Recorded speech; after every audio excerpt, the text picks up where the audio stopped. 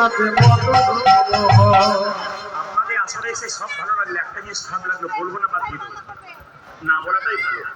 এক দুজনে এসছি, এখানকার মাস্টারমশাইরা আছেন, খুব আমাকে ভালোবাসেন, অতীব ভালোবাসেন, শ্রদ্ধা করেন। আমি ছোট তো, আমাকে খুব ভালোবাসেন, নিজের মতো প্রেমের সঙ্গে কথা বলেন। এবং এখানকার কমিটির ছেলেরা যারা রয়েছে সবার নাম জানি না, নিরুপমের নাম আমি জানি।